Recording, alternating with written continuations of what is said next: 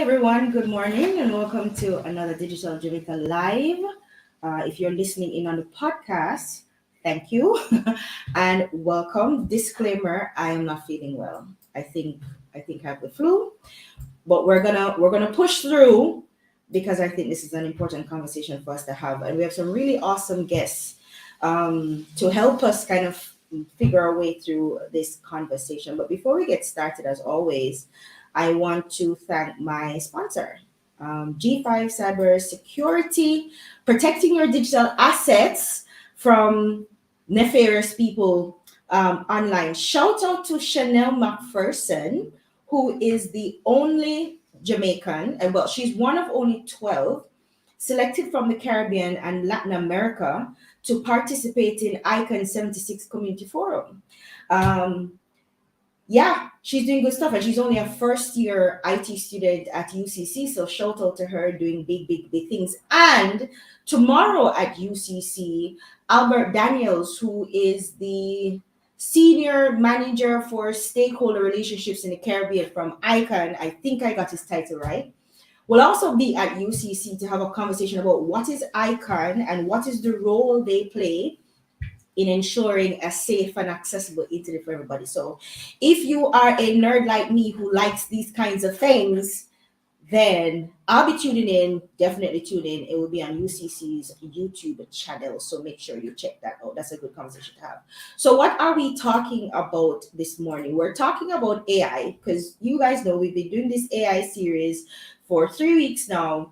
And now I want to talk about jobs. My thing is always the future of work and what does that look like, because how else are we going to make money and live and be able to shop on Amazon, right? So this week we're going to talk about Amazon and jobs. Is AI, or does AI take jobs, disrupt jobs, displace jobs, replace jobs, or does it create jobs, or can both be true at the same time? So that's what we're talking about today. And this is not a new conversation about artificial intelligence and jobs. The panic has been happening. It's been slow, but it's accelerating more now because of social media, right? So talking about applications like ChatGPT and DALI and its impact on the artist community, and people starting to panic because of all the things that ChatGPT can actually do. It can write code, for heaven's sake, right? So people are actually looking at it more critically now. And of course, mass hysteria, outrage on social media is a thing, and it's propelling the conversation. But it's good that we're having the conversation. But where the World Economic Forum have been talking about the fourth industrial revolution for a while now. So I actually want to talk about the fourth industrial revolution, right? And the impact on the future of work. So I'm going to just quickly go through it before I introduce my guests, who will then, pick up from there because they're the experts. I'm just facilitating. All right. So I found this article from changerecruitmentgroup.com, and it's talking about the fourth industrial revolution and what we're actually talking about. Because we've had previous revolutions, right? Okay, good. If you were paying attention in 8th, 9th grade history class, you'll know what I'm talking about. So the fourth industrial revolution is largely driven by four specific technological developments, right? So high-speed mobile internet, artificial intelligence, AI, and automation, the use of big data analytics and cloud technology. Now, of these four technologies, it says AI and automation are expected to have the most significant impact on employment figures within the global workforce. Why is AI and automation why will that have the most significant impact? Because it's going to replace jobs or displace jobs or transform jobs, right? That's the impact that it is going to have. So that's what this thing is. Let's look at now if it will create jobs. So automation and AI is going to disrupt jobs. Okay, great.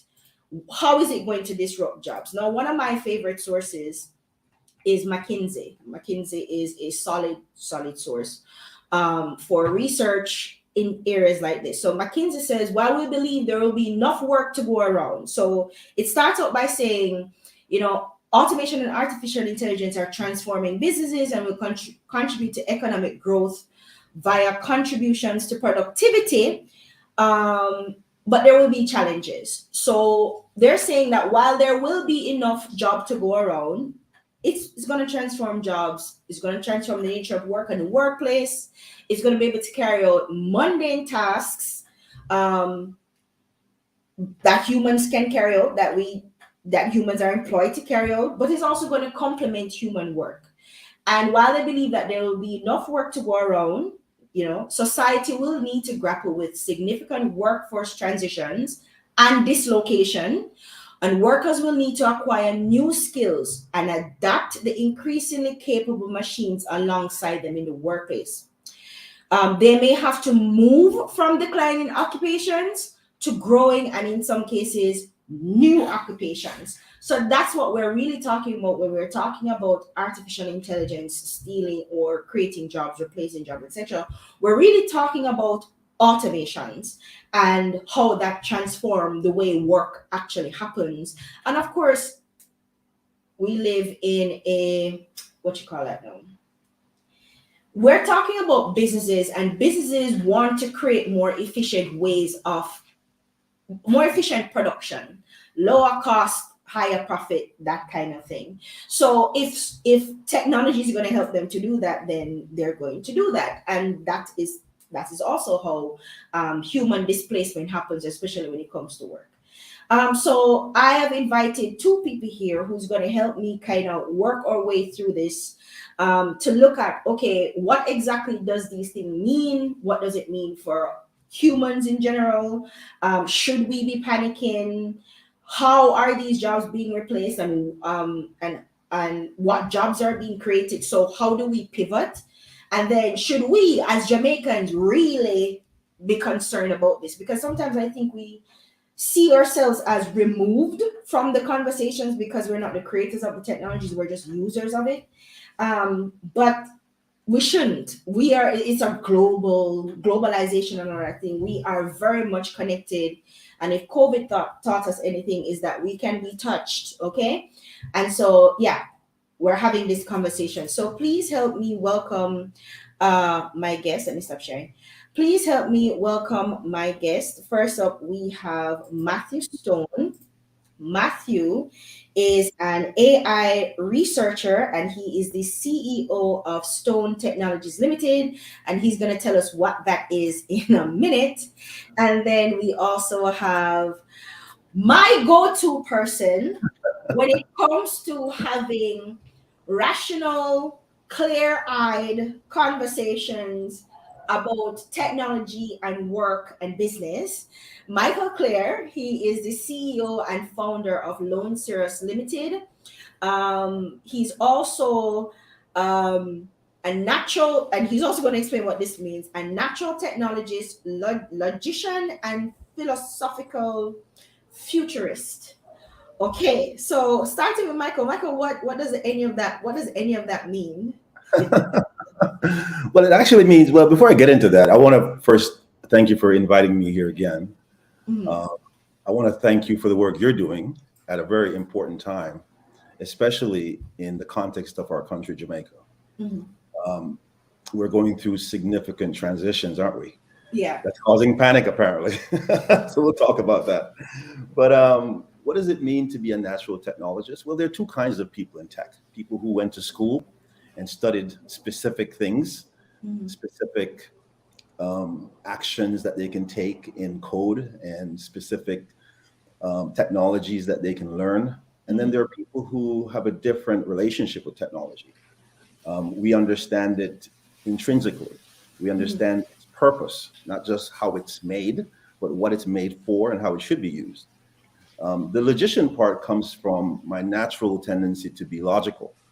And and technology actually requires logic in every part of it. And the aspect of being a philosophical futurist is also a natural occurrence. I think when you think about how you see the future, first of all, most people don't concern themselves much with the future, especially over the horizon future, right? They think of the future only in terms of tomorrow or next week or next month.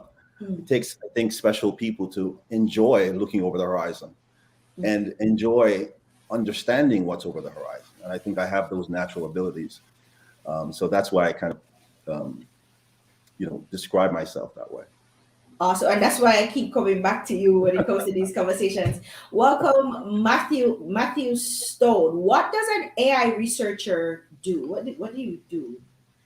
Well, we basically research new concepts in AI. Mhm. So you have different subfields in AI. I work in machine learning, Right. more specifically in a subfield called reinforcement learning.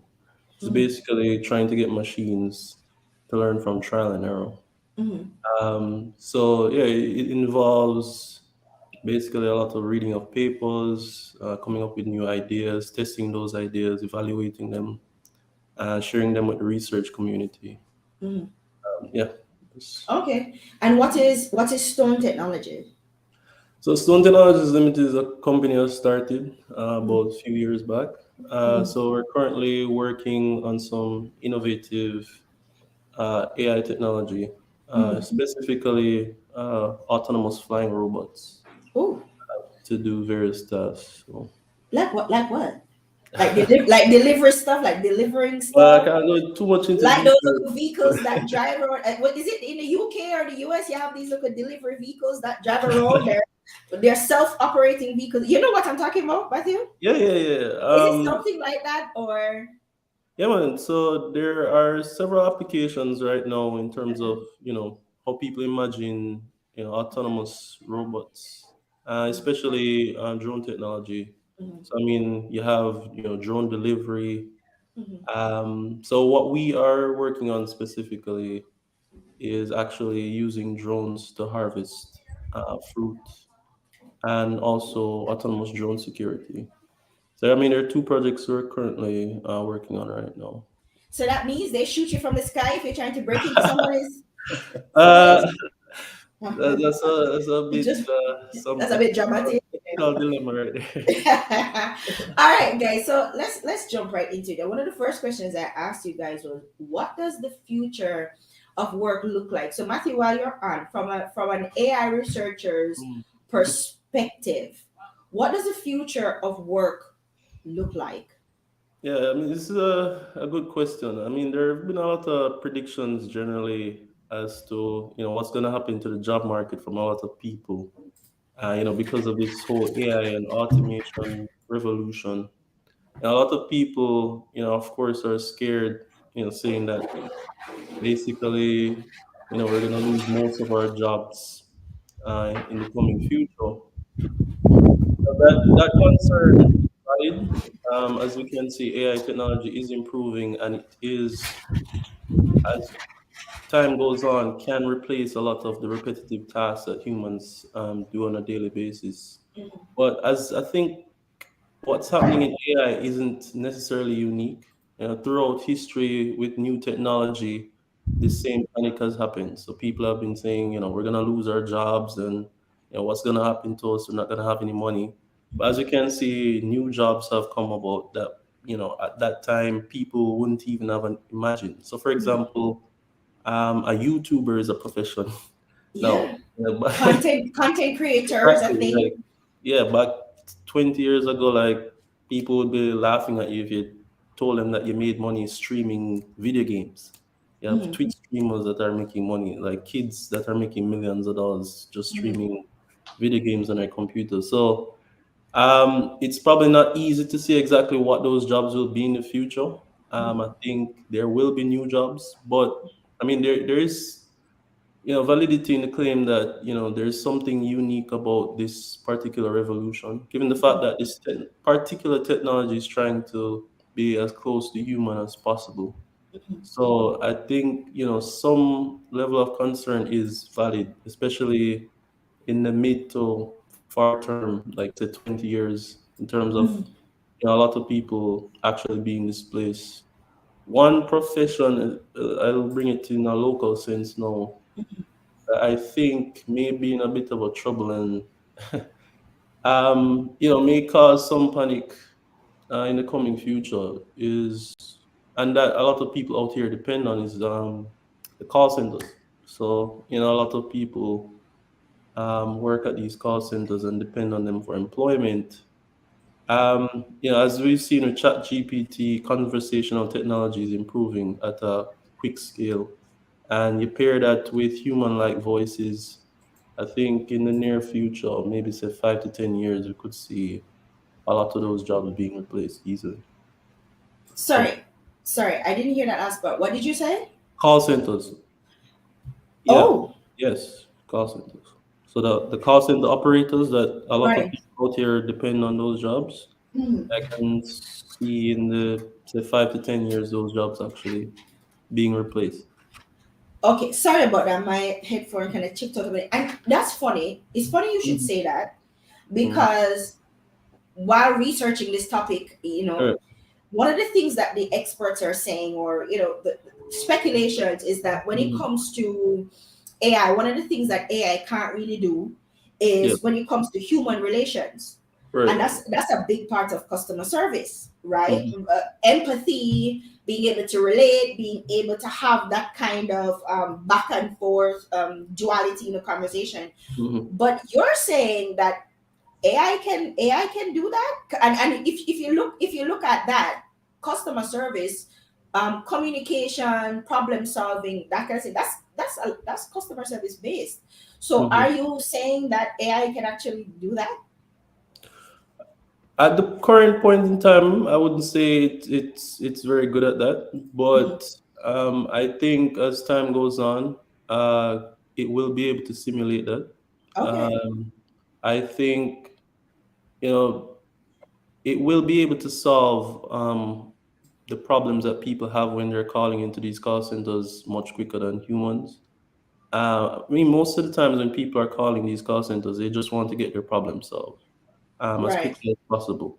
So if the conversational AI agent can do this relatively quickly without wasting the person's time, I can see people going for that than let's say somebody that's maybe doesn't even know how to solve their problem.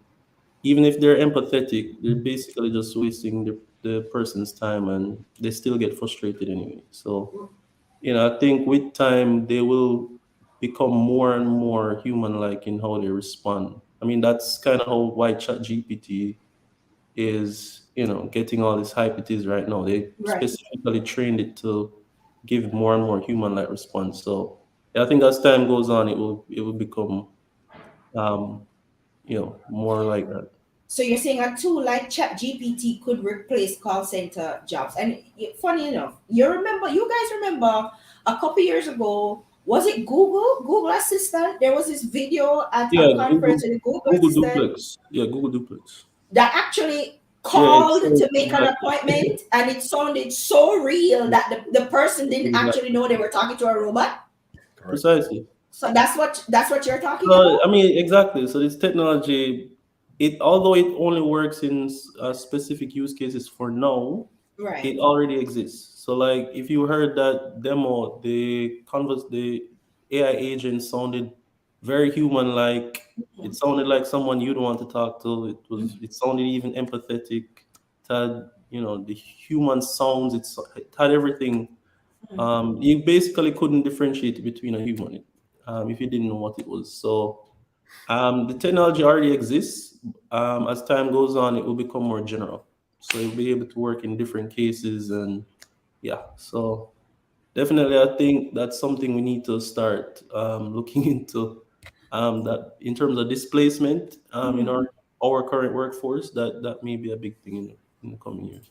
Okay, I found the video, but before I watch the video, I wanna bring in Michael to get so you're saying that AI can do a lot of things, and some of the jobs, especially local jobs, because we're very big on BPO in Jamaica. But Yes. you're saying some of those call center jobs could actually be replaced by AI. Okay, because and the technology exists, and the more it becomes perfected, then ooh, watch out. Okay.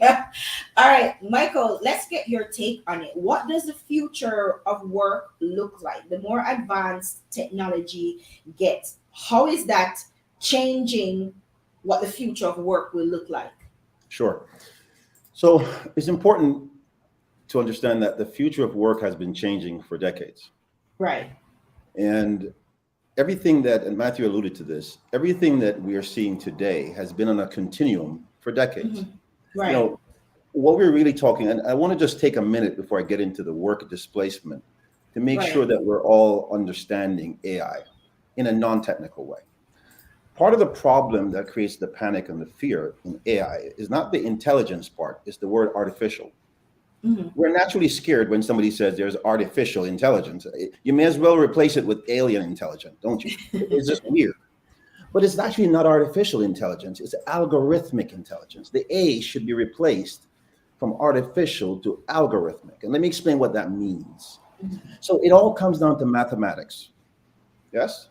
Yeah. All comes down. Remember, what a computer actually does is compute. Right. So it all comes back down to mathematics, which is needed to analyze large amounts of data. See, back in the 80s and 90s, we were analyzing data. We were analyzing to get predictive values. So you could predict, for example, Matthew talked about call centers. Back in the day when when you had telemarketing campaigns, you had to predict whether the likelihood of somebody answering the phone and the likelihood of somebody saying yes to your offer, right? So we analyzed data to get correlative values to say, yes, that person has a probability to say yes or no. Yes. So what has changed now come forward 20, 30 years? Back in the day, the data sets were relatively small and you had to manually give the system the data. AI has made that, basically put that on steroids.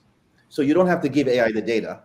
AI can find the data and churn it and get more data and infer new data from the data is already churned. It can learn and create new things from it, right? Yeah. Where in the old days, it couldn't do that. It could only do a very straight line prediction and then give it more data. Yes? Right. So this algorithmic speed that we're on to analyze lots of data. Remember, the data is not artificial, it's our data. Yes. So imagine, just think of a use case of children in school. I know we're going to touch on education. It's a big part of this conversation, but think about kids in school and think about how we give a child the opportunity to learn something. Yes. We actually don't do that in a smart way. We know absolutely nothing about the child, nothing about their interests, nothing about their demographics. We don't make any decision about what they're going to learn based upon anything else except their age and what grade they should be in. Okay? So part of the challenge there is we're not analyzing enough data. So when we think of AI, the first thing for the average person to understand is that it's not really artificial intelligence. It's just mathematically derived intelligence from the actions that we are already performing. Yes. So this is important because this is why the panic isn't necessary. Yes. The panic comes because we're not prepared. That's the only reason panic ever comes, when you're not prepared for something. So we'll talk about how we get prepared for it. But the panic is coming also because of a misunderstanding of what it is. Right. It's not something foreign to the human. It is the human's behavior that has become so dynamic that it needs computers to analyze it and give it meaning. Never thought about it that way. Last year, Michael, Sure. at the Future of Work Summit that I did, you were a speaker there, and you said, and this is something that stuck with me. You said technology kills jobs on site. Those were your exact words. On site. Technology kills jobs on site. Absolutely. Any job that's inefficient. Remember, the purpose of technology is to make us more efficient, not just to make businesses more efficient, to make all of us more efficient in the way. I think we are underestimating how inefficient we are. So can it make us more efficient to the point where human skills become obsolete? Because that's the next question. Yes. Are human skills replaceable? So the first thing to realize is that we're not as good as the machines and never have been. Right. Yes. So think about this example. If you find a child anywhere on earth today that can calculate large numbers immediately, yes, you say, tell me, multiply 2,695,812.6 by 6,975,000.25, and they give you the answer like that. You would take them to the doctor and say, hey, I have a special child. Right. Well, the machines can do all of that and a lot more. So they're better than us. They can So, take large amounts of data and make sense of it quickly. But we mhm. can't do that yet. Michael. So, sorry, not Michael. Matthew. Y'all with the M names. Matthew. So, Michael just said that you input data into a computer and it can calculate it just like that. But Mm. we were the ones who programmed it to do that. Mm. So does that, so our that's a skill that we came up with, we invented. And Michael before said we have to understand that humans are so complex that we need programs and systems to kind of help us figure and work stuff out. So is Mhm. that along the same line, or which is true, that human skills are replaceable, or that human skills are not replaceable? Because even if robots are better than us, it took human skills to get robots to be better than us. Well, I think it depends on the skills you're referring to. Mhm. Whilst I do agree machines are better than us in, several different things, like as you said, computing Right. large numbers or processing huge amounts of data. Yeah. There are still things about us that separate us from the machines, and that honestly current machine technology cannot do. Right. Although I do think, as time goes on, it will start to improve in those areas that machines are deficient in. Hmm. I'll, look at an example. A lot of people like to say, look down and say blue collar workers, for example. And especially when we had these conversations about automations, the first jobs they talked about being automated away were those jobs, the Yeah. blue collar workers. But I would disagree. I would say it's looking more like the white collar jobs are probably looking more easier to replace than say some of those blue collar jobs. Can you Because can you explain what so what I'll you give mean you an by blue example. collar versus white collar jobs? Yeah, I'll give an example. So for example, a plumber or a construction worker, for example. Current technology can probably replace the job of, say, a paralegal, or maybe, a lot of the job or a lot of the work that, say, a lawyer does.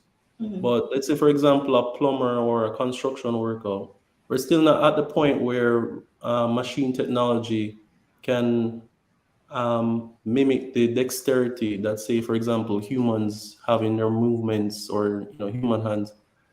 That has been improving, as you guys probably have seen videos from, say, Boston Dynamics. Right. Robots are actually, With jumping the all over. finger thing. Yeah, and Yeah, dancing precisely. better So than me.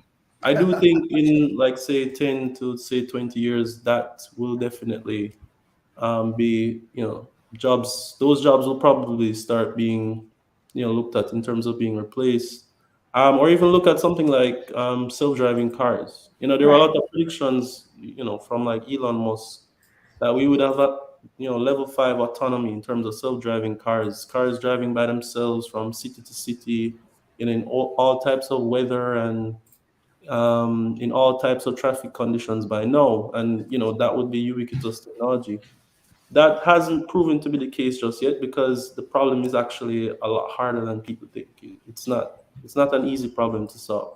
The For things that sure. we as humans do in our human brains to get a car to drive from point to point, it's a very complex task.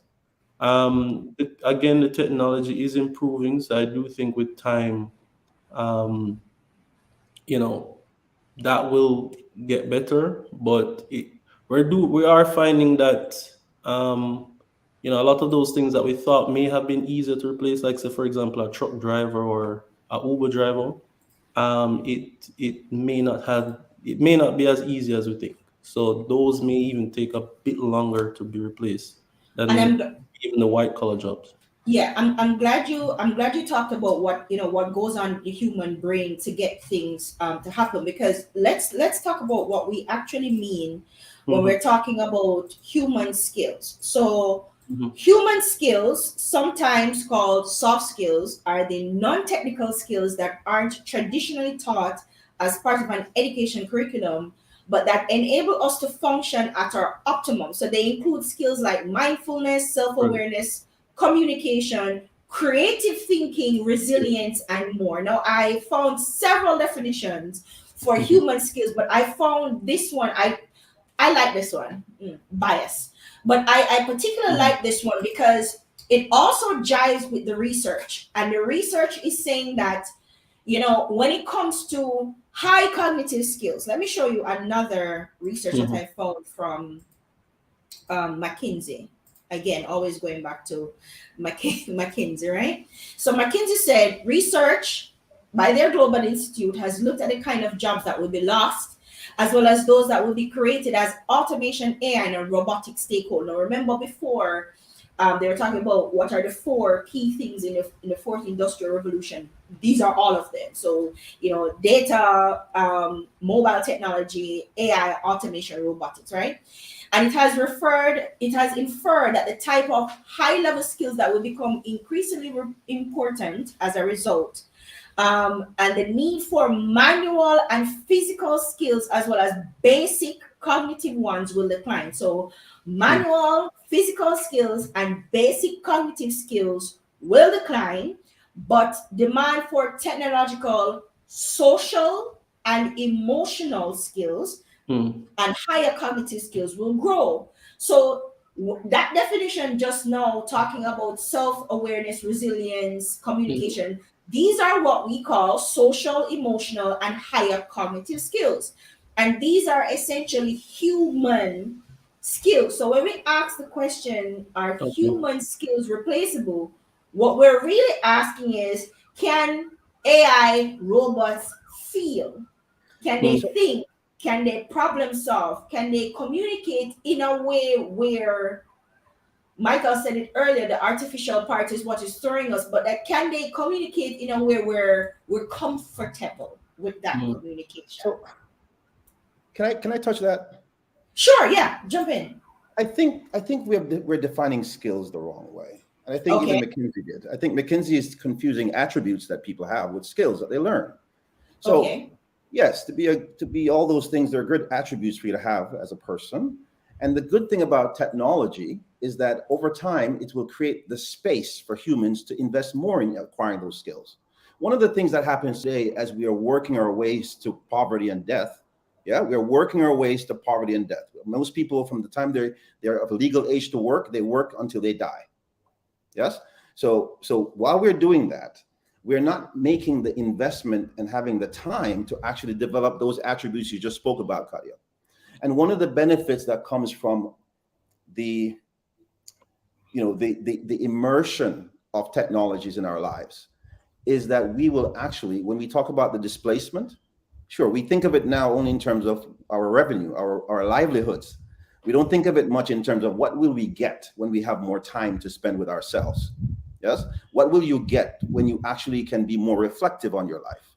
What will you get when you actually can ask yourself questions that you don't have time to ask yourself today because you're too busy trying to make a living? We have created an entire world that is built around making a living. We have created an educational system that's built on the concept of the sage on the stage. Somebody goes and learns something and becomes a sage over 20 years, and then they spend the next 40 teaching it to everybody, preparing them to get a job. That world is dead. It is not dying, it's dead. We just haven't adjusted to it yet. Yes, the sage on the stage educational model can never, ever give you Matthew Stone or Kadia Francis or Michael Clare. Like the people today who are now going and doing fresh new things, the current educational system does not prepare any of us for it. Any of us. I'm sure Matthew has done most of his learning on AI outside of school. Yes, because you can't get it in school. So when we talk about, sort of the displacement, and we talk about the panic, as I said earlier, the panic and the displacement considerations are coming because we're ill prepared. Now, why are Mm. we ill prepared? Because we're not actually seeing it properly. We see this the way we saw the last big revolution when we Mhm. moved from horse and buggy to cars, for example. But this Yeah. one is different, as Matthew alluded to. This one is different because where we were just dealing with transportation and the mobility of a human being when we made that big transition from horse and buggy to cars, for example. This happened about 1910. Mhm. This transition that we're making, this huge change, is so much more fundamental to our lives. So we have to start looking at, well, what are we teaching people? What are we actually preparing them for? Are we preparing them for the last world or the one to come? And Mhm. what do they need to learn now, right? So when we talk about the displacement, the fear, the only way to begin to address it, Kadia, is to actually start talking about how do we change the societies that we're in. The Right, societies are being changed by the technology, but we are not changing to meet the new technology needs. right. Yes. Got you, Mike. Matthew. Yeah, I agree with Michael on that. This whole idea of basically educating children to go into some job that they expect will be there 20 years from when they finish school, that those days are done. Um, we're gonna have to change the education system from the rote, memorization that it is right now. You get a book and you have to memorize it and you put it back on the paper. Mhm. Again, those days are done. It has to be more human centric and focus on human creativity. I think, a lot of people fear AI and it's going to take away what we have, but we can look at it as it giving us the ability to do more. So, one example is, for example, instead of, training kids to basically, apply for some jobs, you can basically educate those kids to use AI technology to maybe create their own ventures, their own companies, their own create jobs for instance. I think that's where education has to move from the idea of like training these, you know, children to go into these professions that they hope will exist 10, 20 years from now, to basically using the technology that exists to empower them to do more creative things and to create more ideas, create more technology, create new ventures, basically try to improve humanity on a whole. Yeah. Yeah. Um. So basically, what I'm hearing from both of you is that Mhm. So with Michael, what Michael is saying is that, and I don't want to get it wrong, is that some of these attributes that we're calling, some of these things that we're calling skills are just human attributes. But one of the most impactful thing I heard you say, Michael, and I said every time we talk, you always come up with something that stays with me, and I think this is what's going to stick. When you said we're only thinking about, or we're only concerned about work, what is it going to do about how? What are we going to do about work and work and work and work? But we're not thinking how can this actually free us up, give us more time to actually pursue. There was a thing going around on TikTok where women especially were looking at, I look back at my life and what my life could have been like if I pursued the thing I wanted to really do. And they were talking about women who may wanted to be painters or singers or dancers or whatever, but they had to work. They had to work and they had to make money. Same with men. It's not a gender issue. Who wanted to do something softer and more creative, but they had to go out and they had to work because they had to make that money, because they had to support the family. So now here we are saying that humans, recognizing that this is an issue for us, we're not spending quality time with family, we're not indulging, and certainly as Jamaicans, we don't have the luxury of time to indulge in certain things, right? Because we have to be working. I remember, somebody saying to me, have you ever been to? And it was this place in some place in the country in Jamaica. And I was like, yeah, sure. I've been there. Never been there, never even heard of it. So when you hear people outside of Jamaica talk about, oh, I love this particular spot in Jamaica, it's a lovely spot. Have you ever been here? Going, no, because I have to work.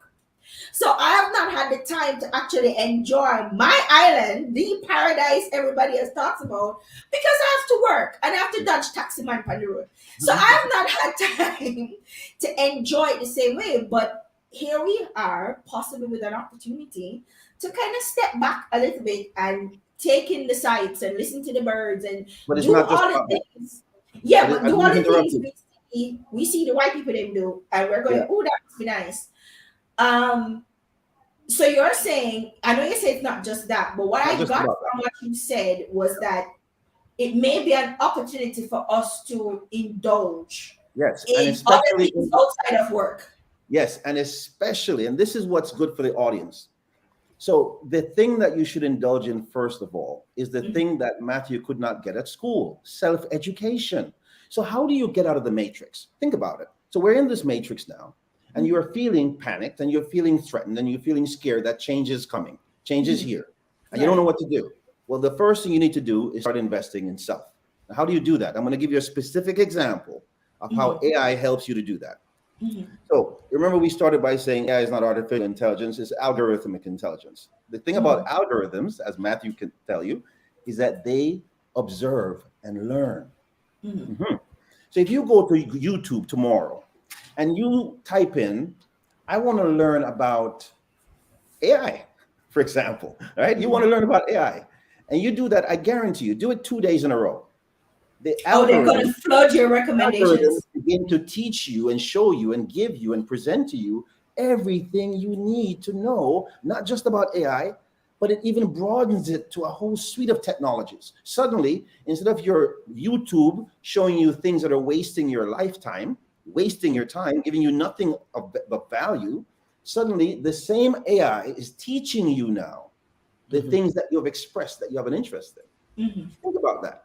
So if you're busy working, you don't have time for that. If you're busy focused on just trying to earn a living, you never ever take the moment to say, wait a minute, I can actually go here and search for something and train this AI, train this algorithm, train this machine to serve To my train needs. me. Yes, Yeah. to train me. That is what Mhm. every Jamaican person needs to be doing today. Stop Mhm. wasting time on YouTube and let YouTube train you for a job. I'm serious. I, I'm being very serious. I'm not being Yeah. funny. Yeah. Let YouTube, let the algorithms train you for the next thing that you have an interest in. Because what happened in the past is that when you had an interest in something, your parents told you to give it up. Your Mhm. teacher told you that you didn't know what you were doing and squashed you it. give it up. That's right. Everybody told you to give it up. You have Yeah. to give it up. That's the thing. This is the opportunity of our lifetime. Is that no one has to tell you no anymore. The algorithms are there to serve your interest. Go use Mhm. them. Go use up. Do you remember Dominic Darby from last year? Dominic Darby is the 10-year-old who won this oh, I don't know what the competition was. Some I think he created a game, right? It Yeah, was a competition. And yeah. his mother was one of the presenters at the summit last year. And she was actually talking about what parents can do Yes, to ensure that they, first of all, identify their child's interest and yes, indulge their child's interest. Even if yes. it comes to nothing, that's not the point. The point is you're indulging the interest to see what it could possibly become. And Hmm. that's what she did with Dominic. She realized that he had more than just a passing interest in video games. He was actually trying to deconstruct the game. And she Hmm. bought books and she went to YouTube and she showed him videos and stuff. And next thing you know, at 11 years old, he has his own company that makes games and is winning international competitions. So this is what happens when parents actually support their children in terms of developing skills and talents, latent skills and talents, and indulge their children's interests without going, yeah. Even if it's something that they are interested in for 5 minutes, it doesn't Hmm. matter. You never know what could possibly come off that 5 minute worth of engagement, you know? Would you allow me to just reference a book I'm reading, Tadia? Sure, for sure, for sure, sure. I'm reading a book, and I highly recommend this book for anybody who's interested in technology. It's called "The Future is Faster Than You Think." Hmm. Yeah, the future is faster than you think. In the book, there's a story about an MIT professor, Nicholas Negroponte. He Hmm. decided to do a study. Hmm. He took tablets, put them in boxes, sealed, and airlifted them into a rural village where they had never seen a computer. The children in that village had never seen a computer. They had not gone to school. They have no education. They're running around barefooted. It's just imagine a very rural place, a place that has been stuck in another era. Yes. Hmm. When they dropped the laptops there was no instructions in the boxes. The kids opened the boxes and saw a machine. And I'm going to read to you the results. I have it on my phone. I'm going to read to you if I can. Can I read it to you? Sure. Okay. So the story goes like this. After, I'm going to tell you the results.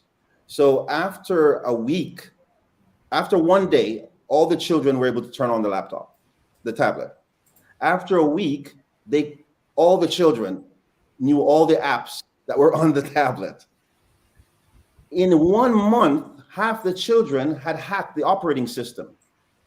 Right. No, think about what I just said. Kids that have no technological understanding, they were given a piece of technology with no instructions, and they figured it out to the point where they could actually understand the actual operating system behind it. Right. And that illustrates, I think, the future of learning that Matthew was talking about. That I think we underestimate the human's Yeah. ability to actually learn new things. That's why we have built an educational system around teaching and not learning. Yes, the whole system is about someone teaching you something, not about you actually learning something. So when we change that system to a learning system, what we're going to find is that you don't have a reliance on teachers, you have a reliance on information that is properly presented. And if it's properly presented, almost anybody can learn it. I think what you just described is what we call kinesthetic or tactile style learning. Yeah. Where you have to actually manipulate the thing. So you have to touch the material to learn. You have to actually handle it, do it, look at it, observe it to learn. And Right. While you were talking, Noam Chomsky came to mind. I don't know if you guys know who Noam Chomsky is. He is one of the most quoted person in academia, right? So I was introduced to Noam Chomsky when I was doing language and communications at UA. And one of the things Noam Chomsky was talking about was the different types of learning styles that are there, and we only ever really think about the sit down in a class, Right. teacher at the board writing, and that's the learning pattern. When he's saying there's about 10 different learning styles that we should be paying attention to, and sometimes we label children as slow or dunce or whatever, and it's because they don't learn that way. So we have the European style of learning, sitting in a classroom, teacher, and there's an instructor, they're instructing. But you have people who learn by touching, learn by doing, learn by being outside in nature and just observing. So there are different learning styles, and that's often a tangent. But what you just said just remind me of Noam Chomsky, and particularly his thesis on kinesthetic tactile learning. But anyways, harking back to my UA days here. So let's jump in and talk about how is AI actually replacing creating jobs. So the World Economic Forum is one source that I always go back to, because they tend to talk a lot about a lot of things that nobody really talks about. They tend to be the first to start talking about certain things, really great thinkers, whatever. So the World Economic Forum says AI is actually going to, by 2030, I think, 97 million jobs will be created by AI, as opposed to the loss of over 85 billion jobs. And if you look at the type of jobs that they're talking about, AI that's going to be lost or displaced or replaced by AI: data entry, administrative, accounting, mechanics and machinery. So again, going back to the manual skills, lower cognitive skills based jobs, material coding, stock keeping, etc. These are all of these things listed here, right here, sir, are things that at this very moment ChatGPT can do. What should be added to this list is lawyering. What should be added to this list? Matthew, teaching. Matthew said it earlier. Some customer service based jobs, some call center based job, journalism should be added to this list. Writing, copywriting, all of these things can be added to this list. And then you go and you look at the demand, where the demand is going to be: data analysts and scientists, AI and machine learning specialists. Now, this came out in 2016. Oh, 2020. But the first report they actually came out with was 2016. This was an updated version of that report. Big data, digital marketing. So I guess my job is secure. Strategy specialist. Yay, me. Okay. Process automation, business development, digital transformation, I hate that word now because we have been overusing that word and I don't think we know what it means, but that's for a different show. Information security software. But so the question I have for Matthew, especially Matthew, why is it that all the jobs that AI is going to create is in tech? Well, I mean, as you say, we're in the fourth industrial age. So, the fourth industrial age is all about data, manipulating that data, making inferences and predictions from that data. So, if you notice, a lot of the jobs involve data, this, data, that, machine Yeah. learning, AI. Yeah, I mean, that's because we're in the information age. So, a lot of the jobs are going to be around that. And people who have those skills, for example, data scientist, I think was listed as one of the sexiest professions coming up. So yeah, that's the Sex reason. Also, sexiest? Yeah. So, yeah, Data scientist everybody sexy? wants to be a data. the key Everybody thing wants to though, be a Claudia, data is that all scientist jobs or are going to something in disappear AI eventually. right now. Sorry, Yeah, coming to you, Michael. What was that, Matthew? I'm saying everybody wants to. I've seen it at UE because I mean, I tutor and teach classes at UE. Right. Back in the day, everybody, wanted to do stuff in like web development and the general computing things that we've come to know over the years.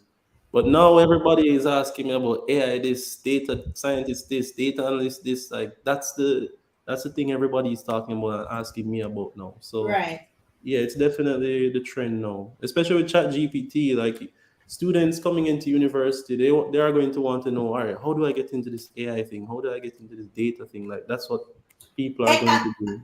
yeah, and Going, that's why I started out this conversation. I prefaced this conversation by saying that this is not a new AI is not new, but what is new is the mm, conversation around AI because of chat technologies like chat G tools like chat GPT and it's more Dolly and accessible. Yeah, yeah, so and these are now sexy conversations on social yeah, media. So everybody is now talking about it, especially the younger folks are discovering artificial intelligence, where a lot of the things that we do now is artificial intelligence powered, but we just don't know about yeah. it because Didn't we've know it never was really thought about it. But it's just a. a sexy topic now. But Michael, when I contacted you to say I wanted to have this conversation, I wanted to be involved, the first thing you said is, why are we even having this conversation? All jobs should be replaced at this point, or jobs will be replaced, and then what? That's not how we're supposed to be thinking about it. That's what you said.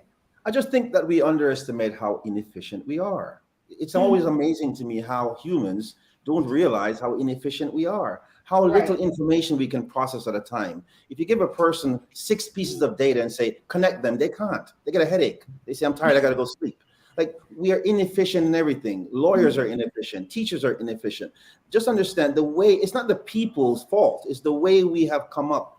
The system that we're working in is built around manual things, around paper. Mhm. Mhm. That's how it worked for us. Nothing is wrong with that. It worked well for the last 80 years.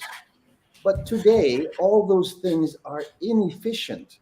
Yes, waiting in line, killing productive time that you could use for other things is inefficient. Mhm. So, so when I say all these jobs will be killed, the newspaper is inefficient.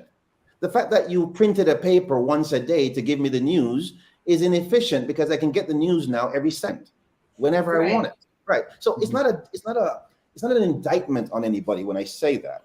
It's an Right. acknowledgement of where we are. Right. So we are living in a sea of inefficiencies. So two things need to happen. Mhm. Automation has already started to remove the inefficiencies. The purpose of automation is to take something that a human is doing that's inefficient and make a machine do it more efficiently. When I Right. say a machine, I don't mean a robot necessarily, just computer code, yeah? Allowing Mhm. some computing power to be applied to that thing to automate it, right? That's the Mhm. first step. But automation is not where we're going. Mhm. Automation is a means to an end. I want you to see this as a continuum. Yeah. So automation is just that's low level stuff. Automating something that a human is doing that's inefficient. Where we're Mhm. going is intelligence. Ultimately, this is about intelligence. The machines are more intelligent than us because they can process more data than us. And we Right. only become intelligent because we can process data. If you meet an intelligent human being who has no knowledge, they're not going to be intelligent, right? Because they have no knowledge, they have no data, they have no information. So it's not crazy to know that or to expect that the more information you have access to, and the more you can connect the dots with that information, then the more intelligence can be derived from that, right? Mm. Right. So anyone who is doing any job today that is rote, that is just some mechanical thing you're doing, that has no intelligence, that doesn't make it better, that doesn't improve it, that doesn't, the technical term is self-optimization. It's not optimizing itself. It is dead. It has to die because it is actually costing us humans too much to do. Okay. And we always need to see that, yeah? Everything that we're get busy doing, if we could do it better, faster, cheaper, wouldn't that be better for everybody? Right. Of course it would. And by the way, just say one more thing. When we think about replacing and creating jobs, Matthew mentioned this earlier. So in every technological revolution, we have lost jobs and created jobs. Right. And every job that we have today will ultimately be lost to technology. Just like every job that is being lost at some point in the past, there were new jobs. A data entry in the 80s was a brand new job. And somebody was very happy to be a data entry clerk. Yes? Right. Today, that job is disappearing. And a new But job just like before that, data entry was really just making sure that you file things away. exactly. Or it is a manual system. Now it's That's just right. putting information on a We used to computer. call it a filing clerk, remember? Filing clerk. Yes, filing clerks. The filing clerk became the data entry person. The data entry person now is going to become something else. The data analyst. The data, exactly. So that's the point, right? The point is that all jobs will shift. The displacement will always be there. So what is the constant for the people who are watching this show? What is the constant? The constant can't be the change, because the change is always happening, right? That's a given. So the other constant must be you and how you deal with the change. So you're alive today in a time when there's massive change. So the only way you can deal with it is to make yourself better, improve yourself, learn more. Yeah. You cannot rely on somebody teaching you the new job of the future. No one is going to show up tomorrow and say, hey, Susan, there's a new job of the future I want to tell you about, please. Yeah. It's not going to happen. You have to take the initiative to use the tools that are available, the very technology that let me give it to you this way. Everybody on this meeting would not have had a job 10 years ago, 20 years ago. True. Nadia, you wouldn't be doing this 20 years ago. Matthew, you wouldn't be doing this 20 years ago. I wouldn't be here 20 years ago. So the only reason we're here is not because somebody taught us. It's not like we went to a special school to say, hey, this is how you do your job, Kadia, or this is how you do what you do, Matthew. So anybody out there, it's not going to be where you go. It's going to be what you allow to come to you. It's not going to be where you go, not which school you go to or whatever. It's going to be what you allow to come to you. And that means the digital world is there to serve you. It's there to give you things that can help you. The key message here is to help people understand, Kadia, how to make the switch. They're already spending the time with the digital tools. Remember, How to pivot. That's right, how to pivot. And the pivot is not looking out of yourself, trying to find something. That's not the pivot. The pivot is to take what you're doing now, do some self-assessment. You have a phone in your hand every day. That means you have all the world's information walking around with every day. Every day you have the world's information in your palm. So what are you doing with that information? How are you using it to help you in your next journey of your life? Yeah. Yes, that's the message I think that people need to understand, is that the solution, the empowerment you need to pivot does not come outside of yourself. No one else is going to pivot you. You have to pivot yourself. And the tools for the self-pivot are in your domain already. Yeah. You know, what you said is similar to this article. I love a good article, guys. And the Harvard Business Review, even though I only get 2 free articles per month, I make it count, okay? So this article says, it kind of echoes exactly what you just said. It says, humans and machine, are we really in competition? Which leads me to the next question, because the next question is the panic around AI warranted? So, somebody's fan is on. Oh, I think it's the wind on my end. Sorry. Okay, right. So particularly since the Industrial Revolution, is the history of people outsourcing their labor to machines. So basically we've been doing this. This is not new. It's just the newest iteration or evolution of this, right? So while that began with rote, which is what Michael said, repetitive physical tasks like weaving, machines have evolved to the point where they can now do what we might think of as complex cognitive work, such as math equations, recognizing language and speech, and writing ChatGPT in a minute, in a second, right? So machines thus seem ready to replicate the work of our minds and not just our bodies. And in the 21st century, AI is evolving to be superior to humans in many tasks, which makes what we seem ready to outsource, which I think they're saying that, which makes us think that we are ready to outsource our intelligence technology. So with this latest trend, it seems like there's nothing that can't be automated, meaning that no job is safe from being offloaded to machines.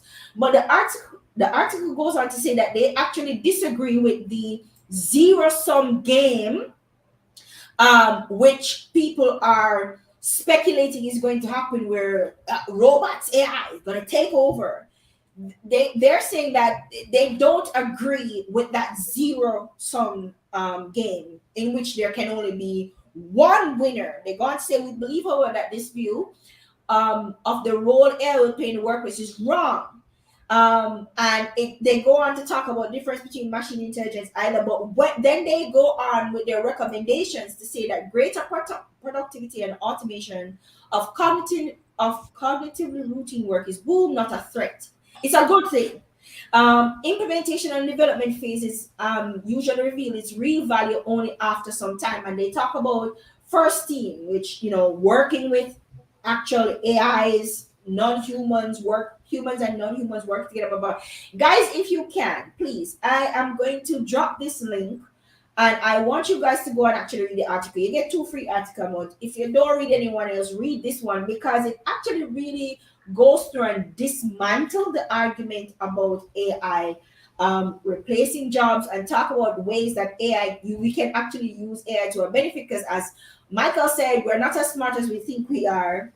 We're incredibly smart, but we can't be as smart as a machine, because we're not machines. We are humans who created machines to think first, because we recognize the inherent deficit where that is concerned. And so we created the machines to actually think for us. So now that we've created the machines to think for us, how do we actually get that to work for us that is beneficial to everybody? So going back to the question now. So just saying that to say, Michael, that Harvard Business Review agrees with you.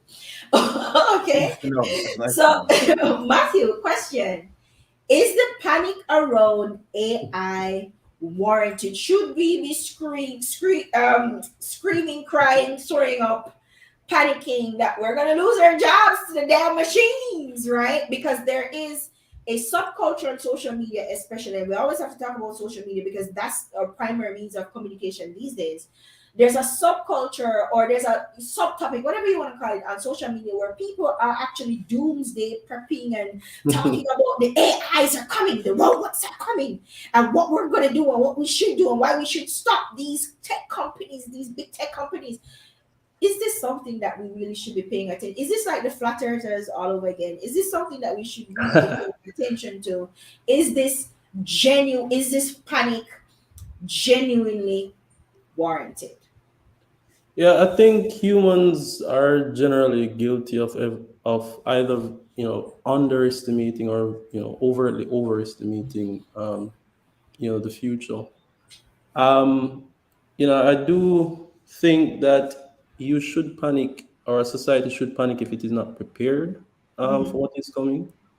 There are arguments that if it can replace some jobs, and there are different conversations in terms of how the economics of that looks like.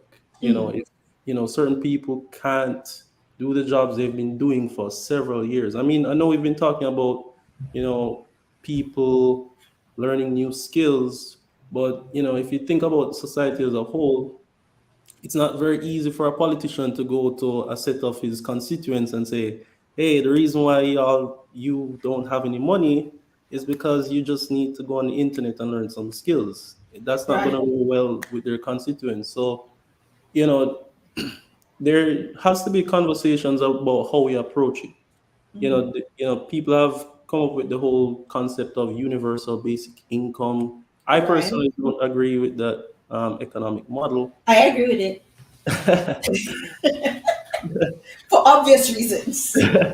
But I mean, the whole idea of it is that the government basically pays you money so that you can concentrate on other things. As to whether that will practically work, there can be a whole debate on it. On a large scale. Yeah, I do think in the near term, the panic isn't so necessarily warranted. I know a lot of people have been talking about ChatGPT and the great things it can do, but ChatGPT isn't perfect. There have been many instances where it's made mistake. Of course, it will improve. I think in the near term, instead of necessarily replacing jobs, it will be more like a good assistant. So it can increase your productivity, make you do things a lot faster. Even I, when coding, sometimes instead of, you know, going through trouble of writing all this code that, I'm going to take, say, minutes to maybe hours to write, literally you can go on chat GPT, say, type in a problem, and it kind of starts You you get out. cheap. I wouldn't say cheap, but at the same time, as a programmer, you still have to kind of have a knowledge of what's going on. So Yeah. you make sure whatever output ChatGPT Mm, outputs is actually makes sense and you can actually use it. So it's mm. not necessarily that it's going to start doing my job at the Right. near term, but it can basically help boost my productivity. I do think as time goes on and the technology improves, it will start to replace, and automate a lot of jobs. As to, what result, what will come of that, no, I don't think anybody truly knows. Um, I think, a lot of politicians are going to have to start thinking very hard as to, what they tell their constituents, what the economic model for something that will look like. I think honestly, more panic should be around other things, not necessarily jobs. So, for example, the AI technology is very powerful, so it can analyze a lot of data and make predictions. So, I mean, we've seen cases where this can be used for harmful effects. So, for example, with the whole Cambridge Analytica scandal and the whole election thing that happened in 2017, Mm, and that being used to possibly manipulating election results and so. mm. But the idea is that with powerful technology and all this human data, there is a lot of harm that can be done. So, in a sense, if it is used in an improper way, we should panic in some sense because basically bad actors now have more power to essentially do bad things. Yeah. So things like human bias, and basically we've even seen it in society, like these echo chambers where you have maybe the right and the left. They're getting, that gap is getting further and further Mm, because these technologies, they have a way of basically recommending things that you've already liked or already watched. So basically keeps pushing the same thing to you over and over again. So you mm, basically fall into this trap of thinking one particular worldview mm. instead of A more even. diverse view. Yeah. Exactly. So, we've seen the chaos that has caused, as Mm, you see in the US, in society. So, yeah, I think there are more negative effects outside of jobs being displaced mm. that definitely need some conversation. Okay, so I agree with that, and there's also the issue about ethics, AI and Mhm. AI ethics and governance, and should Black people panic because AI, there are biases in AI, but the thing that it always comes back to is human Mhm. programming, isn't it? So if the biases that we have as humans are going to reflect in the technology that we create, so is it that we should panic about AI, or should we panic about the people who Yeah, are using even AI?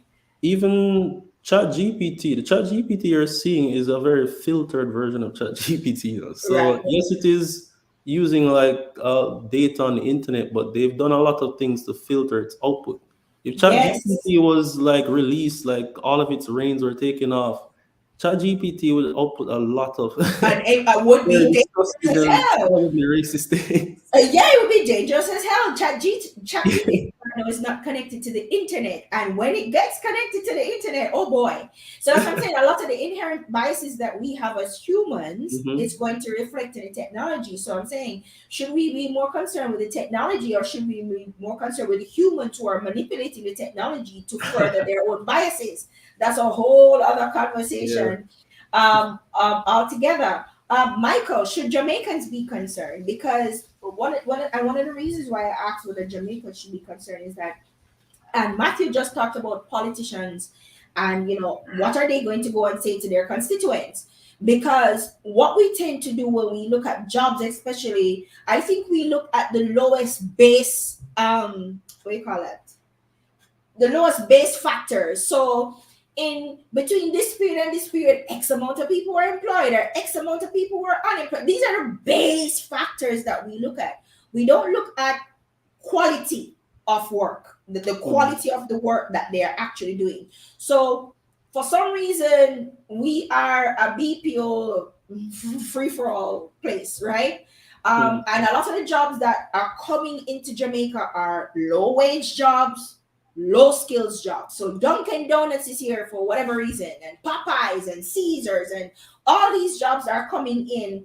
And these jobs, there's not a lot of upward trajectory in a lot of these jobs. They're really meant as jobs because in the states, in bigger economies where these kind of companies and jobs exist, what is technically supposed to happen is that young people come into these jobs, get work experience, and transition out of these jobs with college education or whatever. They transition out of these jobs into higher paying jobs, etc.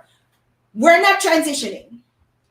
We're not transitioning out of these jobs. I know people with degrees who are in these jobs because these are the jobs that are becoming more and more and more available.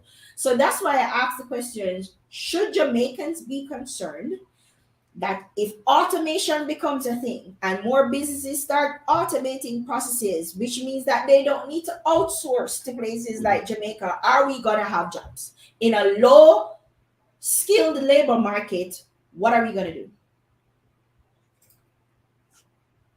Is that for me, Claudia? Yes. Okay. Jamaicans who are, and anybody in the world, frankly, who Mhm. is dependent on politicians, as Matthew, and with deference to politicians, they're great. But if you're a young person, you're relying on politicians to give you a path forward. I would suggest that you don't. Mhm. Rely on YouTube. Yeah, rely on YouTube instead of the politician. It's You'll more have a better effective. future. Yeah, better future. So Mhm. that's my first take. The Okay. second take is, so if you're a Jamaican or anybody else who have found yourself without any good education, current education. So you're having a challenge maybe with basic education, yes, Mhm. reading, writing, and so forth. No problem. Don't panic. What I'm telling you is you can actually help yourself learn better communications. Yeah, Mhm. better basic education, right? If you already have basic education, and maybe you, as Claudia said, maybe you even went to university and you graduated, but you're finding that you have something that nobody wants to pay anything for. Mhm. Yes, only Popeyes wants you, right? Even though you have a degree. Good. What do you do? Mhm. Well, you're either going to hold on. You're either going to work at Popeyes, which is nothing is wrong with working at Popeyes. Lots of Yeah. great people work at Yeah. Popeyes and take care of their Right. families. But if you want more for yourself, then you have a choice. Either you will go into the traditional educational system and enroll in some course being taught by a sage on the stage, yes, who learned it many years ago, and you're going to come out of that without again with very few opportunities. So what are your options? Let's be real. What are your real options today? Mhm. Going to the politician is not an option. So self learning is your best option. It's your cheapest option. All you need is a good internet source. Yes, either you can get Mhm. it free, go somewhere where there's internet, or you get one at home. So if you have internet, you can begin the process of self education in the areas that people like Kadia and other folks tell you that they're trending. Yes, Mhm. right. So the same way things are trending online, certain jobs are trending, certain professions are trending, and the ones that are trending are the ones that are in tech. But let's say you're not in tech. You don't know anything about computers. You don't know anything about tech. It all sounds mumbo jumbo to you. No worries. Again, all you need in this era is curiosity. Curious expression gives And you broadband everything. internet.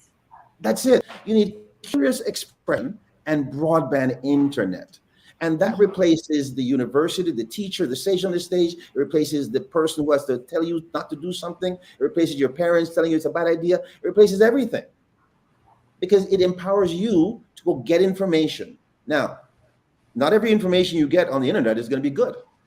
Yeah. And Matthew alluded to some of that, which is they're nefarious characters on the internet. They're also people who will use not only AI, but use just data in general to manipulate and to, get over on you. Don't worry about it. You see, the way I look at it is all the ethical issues that are accelerated and expanded through technologies already existed when we didn't have the technology. People were always whispering in your ear and telling you bad things when you didn't have technology.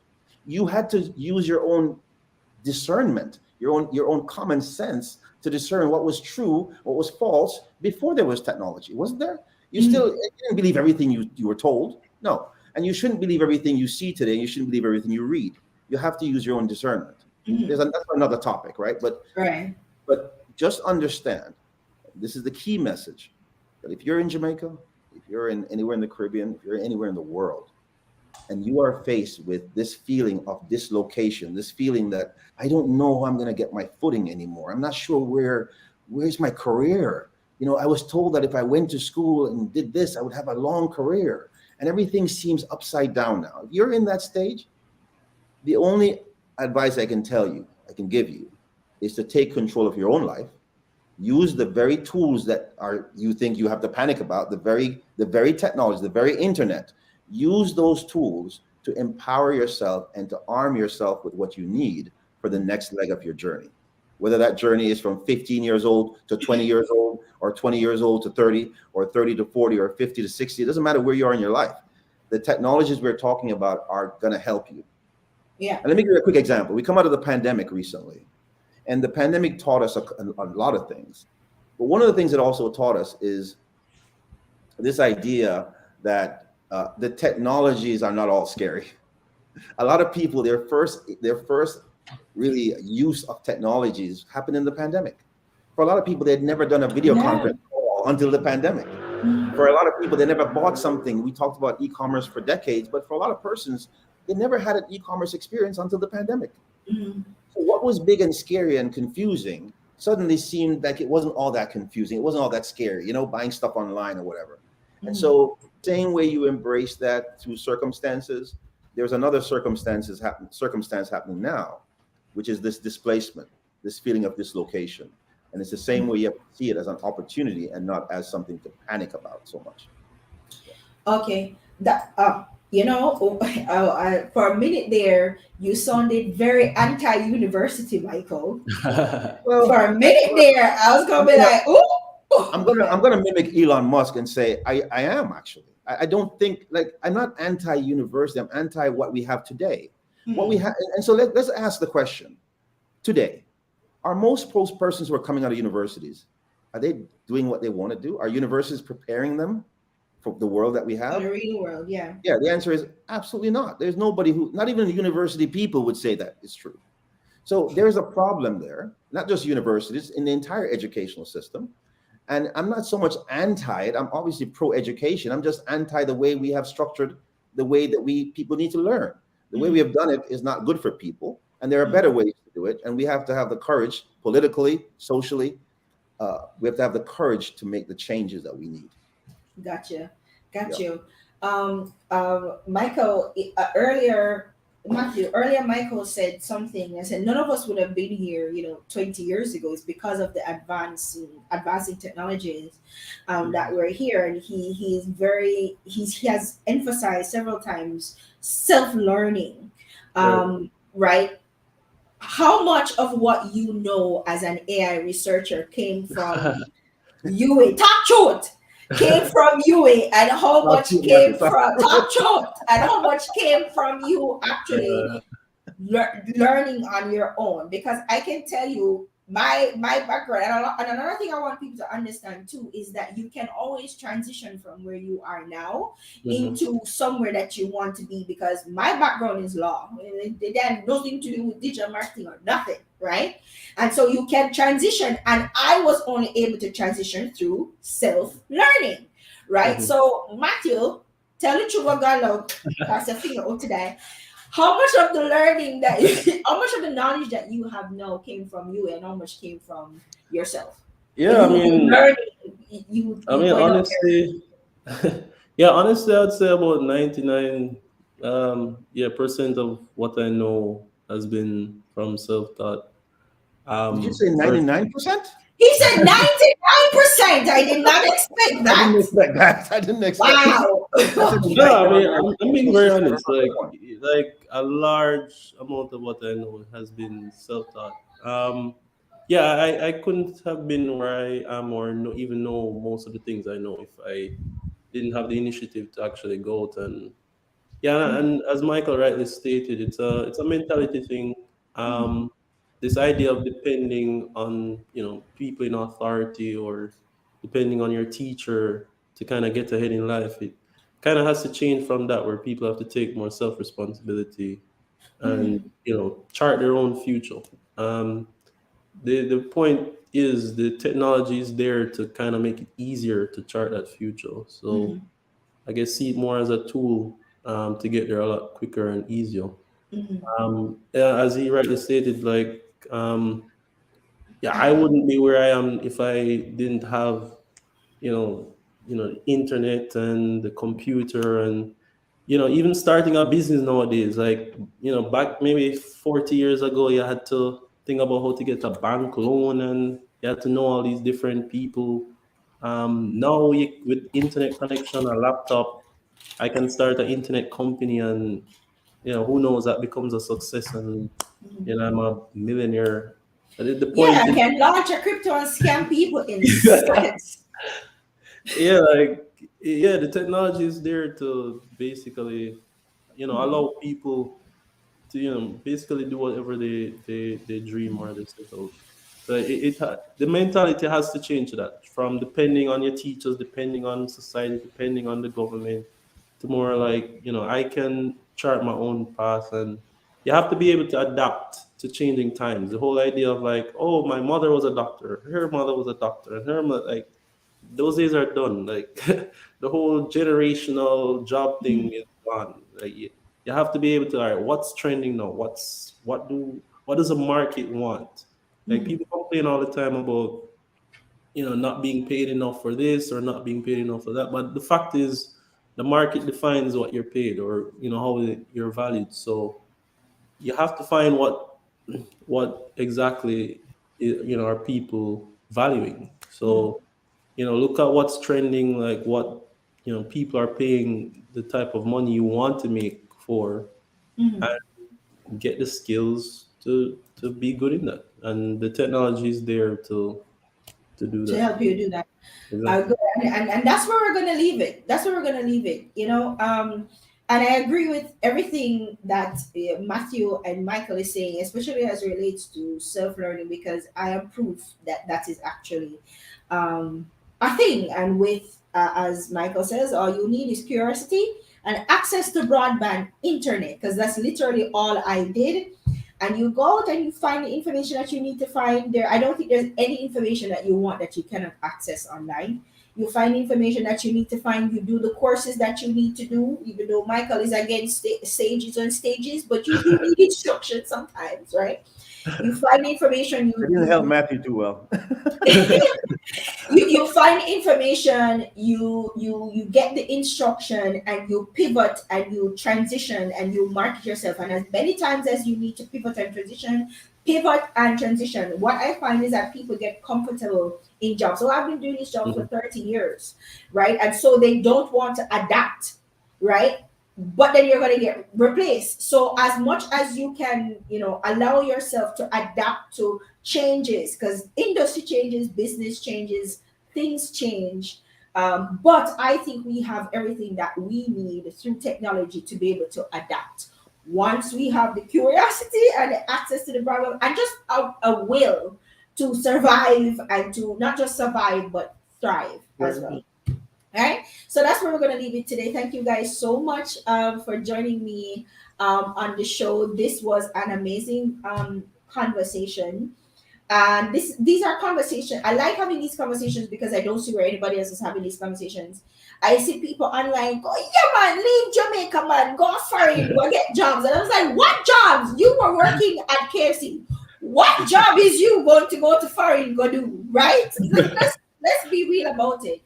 And and it's not easy either to just leave Jamaica and go foreign, go get jobs. Have you seen the people in foreign complaining about jobs? Yeah, okay. So we're going to leave Jamaica because we're not making the money to go to foreign to do the same low skill, low wage jobs, and we're looking at it from a point of view of the exchange rate. Okay, but living in foreign, there's no exchange rate in foreign. $5 is $5 in foreign, right? The exchange rate thing only means something because then you're coming back to a country to come change your money, but there's no change in the US in the US. So you go struggle. You go struggle, right? And people, I don't think people think about these things enough. They're just like, oh, Jamaica, let's just fly out or somewhere, go do something. You don't have to. Right? You don't have to. But that's for a whole nother show. Right? So, anyways, thank you, Matthew, thank you, Michael, thank you, Brittany, for a thought-provoking, as Brittany says, an absolutely thought-provoking conversation, and giving us a lot of gems and things to think about. Next week on the show, we're going to have Adrian Dunkley. He was supposed to be on the show today, but couldn't make it.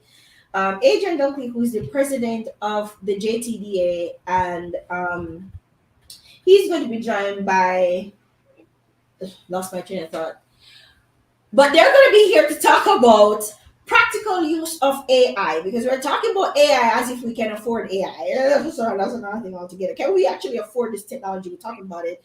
Matthew, you probably should come back next week. But can we even afford the automations and these excitement things we talk about? Because half the time, my phone data don't work. Flow.